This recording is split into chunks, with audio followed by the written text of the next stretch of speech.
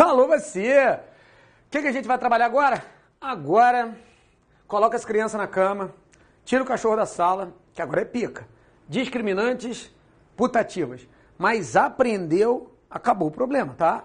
Primeira coisa que a gente vai fazer é solucionar por parte. Você vai copiando, vai criando uma linha de entendimento. Por isso que eu tenho 3 cores de caneta e vou criando, desenvolvendo. Não obstante o fato, logicamente, eu botei no seu PDF de muita qualidade. Botei vários esqueminhas didáticos no seu PDF. Mas a explicação é fundamental para você entender de fato o que é um discriminante putativo. Por exemplo, você pegar isso no livro ou numa doutrina, ou se você com certeza já estudou no livro ou na doutrina, você se perdeu, não sabe o que está falando. Aí agora a gente vai posicionar a sua cabeça sobre o que é discriminante putativa, começando pela explicação. Primeira coisa, o que são discriminantes? Discriminantes são situações chamadas de situações permissivas no direito brasileiro. Evandro, dá exemplo de situação permissiva na parte geral do Código Penal. Fácil, né? São as exclusões de antijuridicidade. Eu tenho o estado de necessidade, a legítima defesa, o estrito cumprimento do dever legal e o exercício regular do direito, que são situações que você comete um fato típico de fé e fato, mas não é crime porque exclui o segundo elemento da árvore do crime, que é a antijuridicidade. Por exemplo, isso aqui é a minha arma, porque o cara tá dando já tiro na minha direção, então eu saco a minha arma e uso moderadamente para conter injusta agressão atual iminente a direito meu ou de outrem. Dou um tiro no cara, ceifo a vida do cara, mas era para cessar a agressão dele, na verdade. Então eu cometi um fato típico, mas eu não respondo pelo crime, porque apesar de ser fato típico, quando bate na antijuridicidade, não vai ser ilícito, vai ser considerado uma das causas permissivas. Ou seja, o que é uma das causas permissivas? Vai ter uma das situações que você vai se encaixar que vai excluir o segundo elemento que exclui o crime. Nesse caso concreto, legítima defesa. Então, as discriminantes estão no artigo 23 do Código Penal. Mas essas que eu acabei de falar para você são as chamadas discriminantes reais, que depois eu vou fazer um esqueminha. Nós vamos estudar agora as discriminantes putativas. O que é uma discriminante putativa? Putativo, tudo que é putativo, é a mesma coisa que falar que é uma falsa percepção da realidade. Falsa percepção da realidade. Ou seja, o cara percebeu mal a realidade. O cara teve uma falsa estrutura do que estava acontecendo. Essas aqui são chamadas as discriminantes putativas. Eu achei que eu estava numa legítima defesa, eu achei que eu estava num estado de necessidade. Aí a gente tem que tomar um cuidado imenso. Por quê? Quando eu estou trabalhando, olha só, o artigo 23 do Código Penal, eu estou nas chamadas discriminantes, ou seja, nas causas excludentes de ilicitude ou antijuridicidade. Eu tenho 4 que eu vou abreviar para você. Eu tenho o estado de necessidade, quem pratica o fato para salvar de perigo atual, que não podia provocar nem de outra forma podia evitar, sacrifica direito próprio alheio. Eu tenho a legítima defesa, quem usa moderadamente para conter injusta agressão atual ou iminente a direito seu ou de outrem. Aqui, não obstante o fato estar dentro do artigo 23, eu tenho elas especificadas no 24 e no 25, e eu tenho o estrito cumprimento do dever legal e o exercício regular de um direito.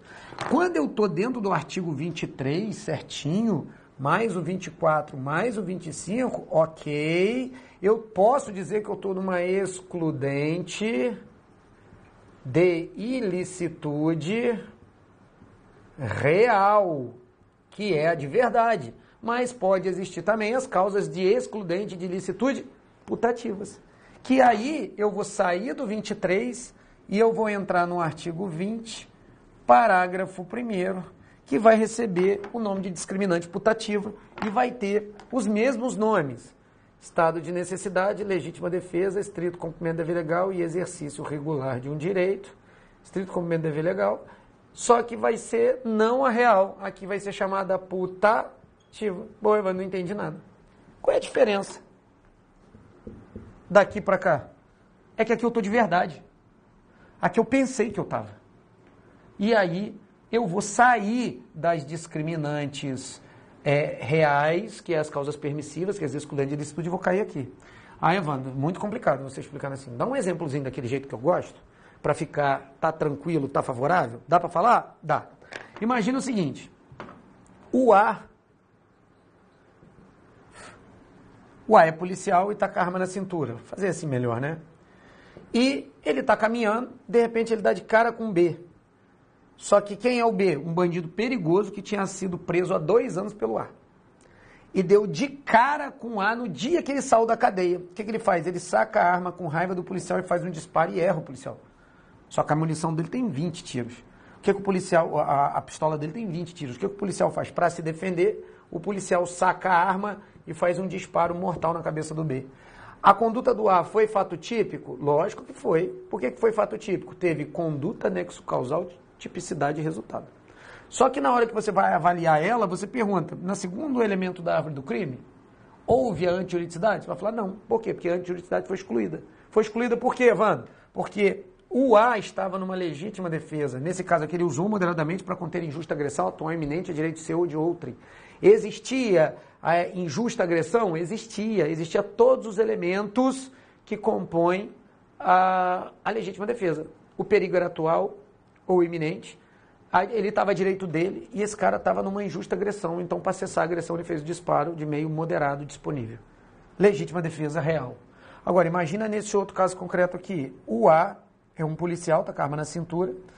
Ele prendeu um bandido perigoso há 2 anos, mesma cena, tá? O bandido perigoso topa com o policial dentro do shopping e o bandido olha para o policial com aquela cara de mal e bota a mão aqui atrás, com a menção de que ia sacar uma arma. Na cabeça do policial, na hora vem, fudeu. Esse cara vai me matar. E o perigo é iminente, porque ele acaba de sacar uma arma. O policial vai, muito perito em arma, saca a arma e dá um tiro na cabeça de B, ceifando a vida de B, matando B. E aí, o que acontece no caso concreto? No caso concreto, o A achava que estava numa legítima defesa. Ele achava. Dentro da cabeça dele, era legítima defesa, mas por erro. Ou seja, ele achava que estava numa discriminante que era permissiva, ele achava que estava numa legítima defesa, mas na verdade não existia. Foi uma falsa percepção da realidade, era putativo na cabeça dele. Ele veio e matou o B. E aí, o que acontece no caso geral? Como responder esse evento danoso? Fácil. Nesse caso concreto, você vai levar para aquela regrinha máxima do direito penal. O direito penal só pune o cara por aquilo que o cara queria fazer, e não aquilo que efetivamente aconteceu. O Código Penal, ele considera o elemento subjetivo da conduta do agente a coisa mais importante. O cara, de todas as formas, achava que estava numa legítima defesa. E aí, o que eu vou fazer? Eu vou encaixar ele numa legítima defesa putativa, e essa legítima defesa putativa vai ter efeitos. Como é que ela vai ter efeitos? Depende. Volta para cá. Se for sobre um pressuposto de fato, que é o que a gente trabalhou ali, e é o primeiro que eu vou trabalhar, você vai dizer que ele vai ser considerado erro de tipo, e vai seguir as regras do erro do tipo, que eu vou explodir aqui. Agora, se for sobre a existência de uma causa justificante, ou se for sobre os limites dessa causa, que eu também vou dar vários exemplos, aí eu vou classificar como erro de proibição indireto. E eu vou ter que abrir a árvore do crime para poder explicar onde se encaixa um, onde se encaixa outro. Mas antes de eu abrir a árvore do crime, antes de dar aquele tsunami na tua cabeça, vamos por partes explicar de fé e fato sobre pressuposto de fato que se existisse tornaria a causa legítima, que é o que vem no artigo 20, parágrafo 1º, que é a primeira vertente, e diga-se de passagem, 95% das bancas vão utilizar esse exemplo e esse posicionamento e vão pegar as discriminantes putativas e vão considerá-las como erro do tipo e não como erro de proibição. Primeira defesa, porque quando você pega, está dentro do artigo 20, parágrafo 1º. Ou seja, se está dentro do artigo 20, parágrafo 1º, o artigo 20 diz sobre o erro do tipo, o parágrafo 1º vem embaixo, topograficamente, as discriminantes putativas têm que ser erro do tipo. Só que o erro foi que o Código Penal foi escrito em 1942 e reformado em 84, e não consertaram algumas bagunças. Então está debaixo do artigo 20, mas está escrito assim, é isento de pena. Aí confundiu o cara. Mas em alguns casos não vai dar isenção de pena, vai excluir o crime. Não obstante o fato, o texto tem que ser considerado daquela forma. Ah, Evandro, não entendi, estou confuso. Calma, primeiro eu explico um por um, depois eu explodo a árvore do crime, explico onde elas estão e falo como é que você vai fazer para acertar na tua prova, beleza? Alô, você que é formado em Direito e quer enfiar o dedo lá e rasgar porque passou 5 anos na faculdade e seu professor é retardado? Acabou, a gente soluciona agora. Vamos pegar aqui a primeira fórmula. Mas olha, para a gente montar de uma forma legal a discriminante putativa, cara, é impossível fazer isso sem montar a nossa famosa árvore, né? Que eu vou começar uma montagem dela aqui junto com você. O crime é dividido entre fato típico, antijurídico, que é a mesma coisa que falar que é ilícito, e eu tenho o terceiro elemento, que é culpável, que é a culpabilidade, tá? Então, fácil. Primeiro elemento, segundo elemento, terceiro elemento, saiu no buraco da agulha, o crime está pronto, tem que ter os 3 elementos. Tirou o primeiro ou tirou o segundo, a consequência é a exclusão do crime. Essa é a consequência. Beleza, Evandro, como é que eu posso excluir o crime do agente? Lembrando que o fato típico, ele tem conduta, ele tem nexo causal, ele tem a tipicidade e ele tem o resultado. Legal. Pegando aqui, o dolo e a culpa está dentro da conduta. A pergunta é, como é que eu risco o dolo e a culpa? Como é que eu faço para excluir o crime? Se eu tirar o dolo e a culpa, consequentemente sai a conduta. Se eu tirei a conduta, consequentemente exclui o fato típico, tirou o primeiro elemento, eu tenho aqui a primeira forma de exclusão do crime, porque tanto faz falar tirou o fato típico, exclui o crime, tirou a conduta, tirou o fato típico, exclui o crime da mesma forma, e tirar o dolo e a culpa, você tira a conduta, tira o fato típico, tira o crime. Isso é um maior macete de vir de trás para frente e acertar a questão. Agora, o mais bacana também é você saber que uma das formas que causam a exclusão do dolo e a culpa é o erro do tipo. Só que o erro do tipo, ele pode ser acidental ou essencial. O acidental não interessa pra gente, o essencial interessa. Se ele for erro do tipo essencial, ele pode ser de 2 formas. Eu posso puxar a primeira perninha e dizer que ele é um erro do tipo excusável ou desculpável, ou ele é um erro do tipo inexcusável ou indesculpável. Na primeira hipótese, eu tiro o dolo e tiro a culpa da conduta. Na segunda, eu tiro o dolo e permito a culpa se ela estiver prevista em lei, que é a nossa famigerada e famosa culpa imprópria, que na verdade não é culpa, porque culpa imprópria é uma das formas do erro do tipo essencial. Beleza? Legal. Evandro, para que você colocou isso aqui? Só para a gente começar a fazer um entendimento do negócio, né? Como é que eu excluo o segundo elemento? O segundo elemento eu posso excluir como as exclusões ou exclusão de ilicitude, aonde elas estão pautadas, onde elas estão determinadas. Artigo 23 do Código Penal. Eu tenho a legítima defesa, o estado de necessidade, o estrito cumprimento do dever legal e um exercício regular de um direito. Eu tenho essas 4 formas que, se tiver todos os requisitos da lei, vai ser chamada excludente de ilicitude, mas as reais, as que são de verdade. Se eu tiver no estado de necessidade, eu vou vir e vou causar a exclusão da antijuridicidade, olha aqui, ó, a exclusão da antijuridicidade, que vai gerar também a forma de exclusão do crime, o cara não responde por nada. Ou seja, o cara que está numa legítima defesa, no estrito cumprimento do dever legal, no exercício regular do direito ou no estado de necessidade, real exclui a antijuridicidade.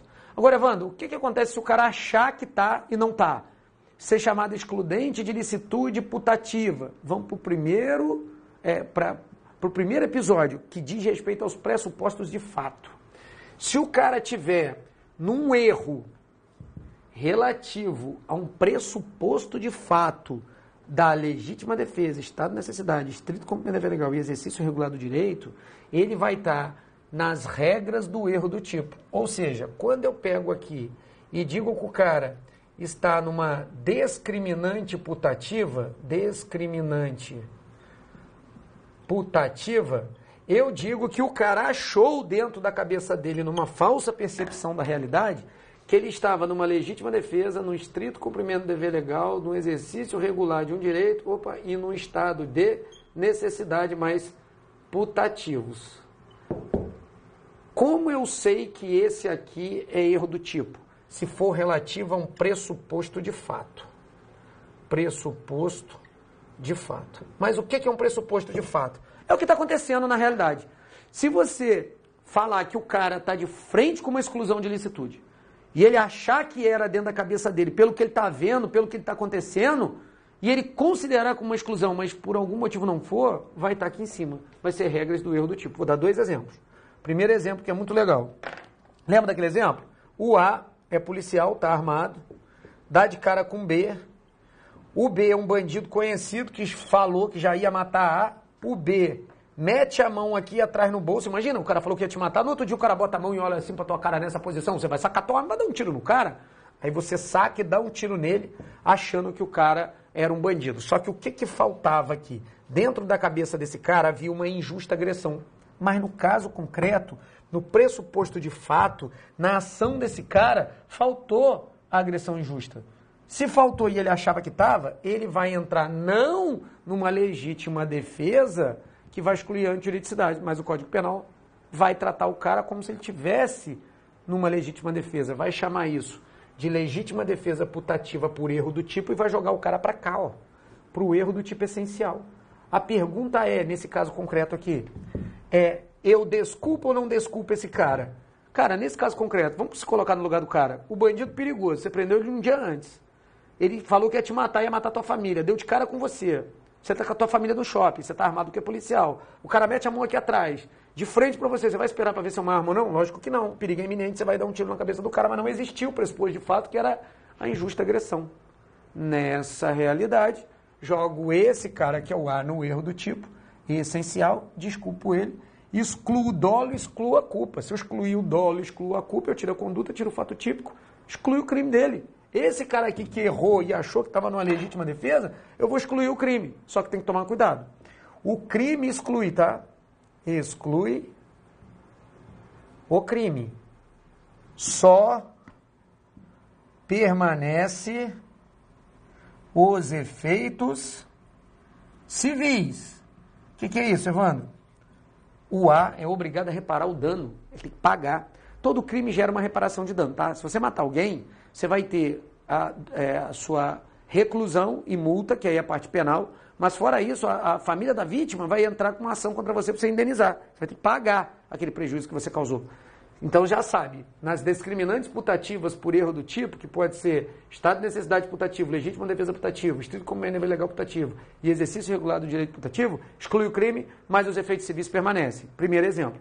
O segundo é bem legal, porque a gente fala do estado de necessidade e eu consigo mostrar para você, no mesmo caso concreto, se existia ou não o estado de necessidade. Olha que legal. O navio, vou botar bem no meio, o navio, ó, nós vamos contar o seguinte, se o cara errou sobre um pressuposto de fato, eu enfio o cara aqui e vai jogar na regra do erro do tipo. Se o cara estava de fé e fato um dos requisitos lá, eu entro o cara aqui e considero a exclusão de antijuridicidade, combinado? Então, a cena é o seguinte, o navio, ele veio e aí o capitão do navio bobeou, o navio bateu num banco de areia, um transatlântico, e inclinou. Pô, tinha que fazer o navio inclinar, né, cara? E o navio inclinou, o navio ficou assim, ó. Só que é aqueles navios gigantescos, tá, pessoal? Muito grande aquele navio. Ele inclinou. Eu tinha um balizamento aqui, eu tinha um outro balizamento aqui, nesses balizamentos existiam aqueles coletes salva-vidas aqui, ó. Aí tinha um de cada lado, que os malandros já pegaram os coletes que tinham pulado na água. Eu tenho 2 caras desse lado e eu tenho 2 caras desse lado. Beleza? Aqui eu vou chamar de A e B, aqui eu vou chamar de C e D. Mas o que aconteceu foi o seguinte, considera-se em estado de necessidade, quem pratica o fato, para salvar de perigo atual, que não causou por sua própria vontade, nem poderia de outro modo evitar. Então o navio bateu, fez buraco e começou a fazer água, e lá no alto-falante do navio alguém gritou, vai afundar, todo mundo com colete à prova d'água, pulando, salva-vida pulando para não morrer afogado. Beleza. Na cabeça do A e na cabeça do C vem a mesma coisa. O que eles falaram? Fudeu. Eu até vi a aula do Evandro, o Evandro falou que um ser humano normal deveria saber nadar. E eu não sei nadar. Se eu pular, eu vou afundar igual uma pedra. Agora fudeu. O A não sabe nadar, o C não sabe nadar. Só tem um salva-vidas, eles olham e falam assim, ferrou. O A fala, se o B pegar o salva-vidas, eu tô fudido, porque eu vou morrer, porque tá em perigo atual, que eu não provoquei por minha própria vontade, nem podia outro modo evitar, e tô no mar. Aí o A vai e dá um tiro na cabeça do B, pega e pula de fé e fato do barco e tá com o salva-vida dele. Quando ele pula do barco, essa parte que ele pulou, a profundidade era de 25 metros. Ou seja, ou ele mata de fé e fato o B, ou ele estava fudido, ele ia morrer afogado. Então tinha perigo atual, não provocou por sua própria vontade, nem poderia de outro modo evitar, sacrifica uma vida para salvar outra vida, estado de necessidade. Vou pegar o A e vou incluir ele aqui, ó. Se ele está no estado de necessidade, ele matou alguém, cometeu um fato típico, mas eu excluo a antijuridicidade dele porque ele está no estado de necessidade real, existia o que estava acontecendo. Agora, aqui acontece diferente. O C olha pro D e fala, caralho, se o D pegar o colete, eu tô fudido, porque eu não sei nadar. Aí o C vai dar um tiro na cabeça do D. Pega o colete e pula, para se salvar. Esse aqui é o C. Apavorado, de repente ele fica em pé. Opa, onde ele pulou na água tinha 1 metro de profundidade só. Ele tem 1,80 m. Tranquilo ou não está tranquilo? Tranquilo. Tinha o perigo atual de morrer afogado? Não tinha. Para esse existia, para esse não. E aí, o Código Penal vai considerar o que ele queria fazer, não o que efetivamente aconteceu. Tirou o perigo atual, não tem estado de necessidade, mas ele achou erroneamente dentro da cabeça dele que numa situação de fato que estava acontecendo, existia a causa de exclusão de licitude? Achava. Se achava, eu jogo o cara num pressuposto de fato, numa discriminante putativa por estado de necessidade, trago ele para cá e falo que ele estava num erro do tipo essencial, desculpo ele, tiro o dolo e tiro a culpa. Tirou o dolo, tirou a culpa, não tem crime. Mas vou chegar aqui, vou excluir a conduta, o fato típico, exclusão do crime. Então, quando eu estou numa antijuridicidade real, eu excluo a antijuridicidade, que é o segundo elemento. Quando eu estou numa discriminante putativa por fato, que é a coisa que está acontecendo, eu excluo a parte de cima, porque eu estou na regra do erro do tipo. Bacana até aí? Legal, Evandro. E se alguém falasse assim, mas o C era para ter verificado que estava perto da praia. Se verificado que ele estava perto da praia, não vão desculpar ele. Olha aqui, ó, vai ser inexcusável. O que vai acontecer? Continua sendo considerado erro do tipo essencial, inexcusável, eu tiro o dolo, mas permito a punição por culpas previstas em lei. Se você for reparar no exemplo que eu dei, o C deu um tiro porque ele quis na cabeça do D. É homicídio doloso. O Código Penal vai punir o cara por homicídio culposo, porque é a previsão legal, mesmo ele tendo agido com dolo, vai ser chamado de culpa imprópria. É um exemplo de discriminante putativa por erro do tipo que gera culpa imprópria. Então, gravem esse pressuposto de fato. Depois eu faço outro esqueminha, mas com esse aqui, dificilmente você vai errar. Beleza? Vamos para frente. Vamos agora pegar a segunda vertente aqui, que aí já não é mais pressuposto de fato, que é os 5%, que é causas de existência sobre os limites de uma exclusão de licitude, que eu vou dar um exemplo, que vai servir para tudo, tá? Vamos para o exemplo agora. Então, olha, na prática, eu vou trabalhar com vocês o erro de proibição, que o erro de proibição dentro da árvore do crime, ele vai estar na parte da culpabilidade, tá? E aí ele vai estar pautado assim: imputabilidade, potencial consciência da ilicitude e uma exigibilidade de conduta diversa. Vocês vão ver que quando eu estiver trabalhando a potencial consciência da ilicitude, vai ter uma coisa que exclui esse elemento do crime, que é o erro de proibição ou o erro sobre uma ilicitude do fato, que isso aqui está previsto no artigo 21 do Código Penal. O que eu faço? Na prática, eu tenho a regra, que é a regra geral, que na prática é o que a gente tem que gravar, que é o erro de proibição direto, que na prática as provas nem falam erro de proibição direto, tá? Só falam erro de proibição e você vai saber que é o erro de proibição indireto. E existe a exceção, que é o que a gente trabalhou agora, ou a gente vai trabalhar, que é o erro de proibição indireto. O erro de proibição, que é o erro de proibição indireto, são as duas formas que são os 5% que pode vir a cair na tua prova. Eu vou te mostrar como é que isso cai, que é chamados as discriminantes putativas por erro de proibição, que aí diz respeito à existência aos limites de um erro de proibição. Na prática, o cara não confunde, não. Aqui o cara acha que o direito deixa ele agir daquela forma, mas na verdade não deixa. Um exemplo, não existe legítima defesa da honra, tá? A legítima defesa da honra Isso aqui existia no Código do Império, no Código Penal do Império. Não existe mais de jeito nenhum isso aqui. Imagina que o cara chega em casa, vou fazer aqui a visão do inferno, o cara chega em casa todo feliz depois de um dia de trabalho, e ele pega a mulher dele nessa posição aqui, ó, de 4 pés, com a porra de um cara trepado no lombo dela. Beleza. Ele chegou, quando ele olhou essa situação aqui, pergunta, que legítima defesa que tem aqui? Ah, tá, que o cara tá usando de algum crime contra a mulher. Lógico que não, a mulher deixou. E aí, o que faz? A sua mulher tá dando pro outro cara e você chega em casa e pega. Se você, dentro da tua cabeça, quiser matar a mulher de fé e fato, você vai lá e dá um tiro nela, você vai estar respondendo por um crime de homicídio. Nesse caso aqui, em flagrante adultério, o STF decide que é homicídio privilegiado, tá? Mas se dentro da cabeça do cara ele confundir e ele achar que o Código Penal deixa ele estar autorizado a fazer isso, e ele der um tiro na cabeça da mulher, na cabeça dele ele vai chegar na frente do juiz e vai jurar que ele estava numa legítima defesa porque alguém contou para ele que ele estava na legítima defesa. Aí vai ter que ter os requisitos do erro de proibição. Na prática, se tiver requisitos do erro de proibição, ele vai poder ser considerado essa conduta aqui como uma conduta de erro de proibição indireto, que é uma discriminante de putativa por erro de proibição que pode vir a isentar o cara de pena, porque pode tirar o erro de proibição, tira a potencial consciência da licitude, tira a culpabilidade, isenta de pena. Isenta de pena. Mas isso, dentro da cabeça desse cara aqui, de qualquer forma, vai ter que ter os requisitos padrões, olha aqui, ó, do erro de proibição, que a gente vai ver no artigo 21 do Código Penal. Tranquilo? Então, até agora, o que eu quero que você grave até esse momento? Bem, Evandro, agora eu me confundi. Como é que eu trabalho isso?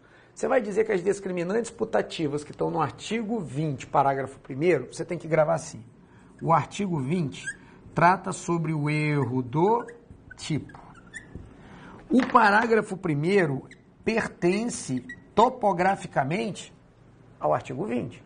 Então, naturalmente, as discriminantes putativas têm que ser considerado o erro do tipo. Exclui o crime e o cara é obrigado a pagar a indenização civil, ainda permanece os efeitos civis. Então, discriminantes putativas, eu considero ela, em 95% dos casos, erro do tipo, que é o episódio 1 sobre pressuposto de fato. O pressuposto 2 ou 3, que é sobre a existência, sobre os limites, que é o erro de proibição indireto, você vai considerar ele lá embaixo da árvore do crime. Só que aqui você tem que fazer um link, você tem que linkar. Qual é o link que eu vou fazer? A gente vai estudar mais aprofundado esses dois quando estiver sendo trabalhado o erro de proibição, que é o artigo proibição, que é o artigo 21. E aí eu retomo esse entendimento aqui, porque não tem como trabalhar isso aqui sem trabalhar o erro de proibição. Evandro, por que você fez essa salada aqui? Não foi eu que fiz, cara. Na hora que a gente pega aqui, pega no seu material. Na hora que você pega o seu material e a gente pega o artigo 20, parágrafo 1º, ele diz assim, é isento de pena. Porra, se falou que é isento de pena, tinha que jogar para baixo da árvore do crime. Porque isenção de pena é exclusão de culpabilidade, quando na verdade o 20, parágrafo 1º, está excluindo o crime do cara porque está considerando erro do tipo, porque discriminante putativa no Código Penal é erro do tipo. Beleza, Evandro, como pode vir cobrando na prova? Primeira fórmula, as situações hipotéticas que eu dei e perguntando se as discriminantes putativas são erro do tipo. Você vai falar que são e ponto. Segundo, pode cair texto de lei. Aí você tem que tomar cuidado, porque se você está estudando há um tempo e conhece a árvore do crime, e eu falo que a discriminante putativa exclui o crime, quando você bate a cara no texto de lei, você toma um susto. Porque se excluir o crime, tira o fato típico de antilicidade e isenção de pena tira a culpabilidade. Agora, lê o texto. É isento de pena quem? Por erro plenamente justificado pelas circunstâncias, supõe situação de fato que, se existisse, tornaria a ação legítima. O que torna uma ação legítima? Estado de necessidade, legítima defesa, estrito cumprimento do dever legal, exercício regular do direito. Não há isenção de pena quando o agente deriva de culpa e o fato é punido como crime culposo. Ou, na verdade, não deveria nem falar que é isento de pena. Por que é isento de pena? Porque está falando que se tirar o dolo da conduta, mas permitir ele por culpa, a gente está falando do erro do tipo, não está falando de culpabilidade, então está no primeiro elemento da árvore do crime. Então, a segunda forma de acertar é texto de lei. Se caiu o texto de lei, você vai colocar do jeito que está no texto de lei. A terceira forma, que é a mais complexa, é se vier exemplos sobre o 2 e o 3, que é sobre existência e sobre os limites, mas isso são 5% de uma prova e nós vamos estudar juntos quando a gente estiver vendo as regras do erro de proibição. Beleza? Complexo, denso, mas gostoso, que a gente tira os burros do caminho e a gente só bate com quem está estudando. Se caiu uma questão desse naipe aqui, você passa na frente de 50 mil candidatos, beleza? Vamos agora ver as questões. A questão diz assim: se o agente oferece propina a um empregado de uma sociedade de economia mista, supondo ser funcionário público de empresa privada com interesse exclusivamente particular, incide em erro do tipo. Tá certo, por quê? Porque ele teve uma falsa percepção, ele achou que o negócio estava acontecendo e o negócio não aconteceu. Então, vai entrar ali na regra do erro do tipo, tá? Depois eu pego essas expressõezinhas e jogo um esqueminha didático para você. Vamos para a segunda. A diferença entre o erro sobre elemento do tipo e sobre o erro da ilicitude do fato reside na circunstância de que o erro do tipo exclui o crime, já o erro sobre a ilicitude do fato diminui a pena. Está errado, o erro sobre a ilicitude do fato exclui a pena ou diminui a pena, dependendo da forma que ele for tratado, se for excusável ou inexcusável. Isso tem no erro de proibição também. Anota aí para a gente pegar no tópico certo. Próximo. O erro quanto à pessoa contra o qual o crime é praticado não isenta de pena. Considera-são as condições, a qualidade da vítima e não a das pessoas contra quem o agente queria praticar o crime. Inverteu, está errado. Considera-se as condições e características de quem você queria praticar, não de quem efetivamente morreu. Então está errado. Próxima. Considerando o disposto do Código Penal brasileiro, quanto à matéria do erro, é correto afirmar que, em regra, o erro de proibição recai sobre circunstâncias de ilicitude do fato. Certinho. Artigo 21, erro de proibição, erro sobre a ilicitude do fato. Ao passo que o erro do tipo incide sobre elementos constitutivos do tipo legal. Tá certo. Nada mais do que sinônimos que caem no próprio Código Penal, tá? Vamos para a próxima. O erro de ilicitude exclui o crime. Está errado. O erro de ilicitude ou o erro sobre a ilicitude do fato ou o erro de proibição isenta de pena. Arranca o terceiro elemento. Tranquilo? Essa parte é densa, a gente vai fazer muita questão, tem muita coisa legal, mas o importante é você se dedicar a estudar e não parar nunca. Se você fizer isso e não parar nunca, você pode ter certeza que a sua aprovação vai chegar. Alô, você!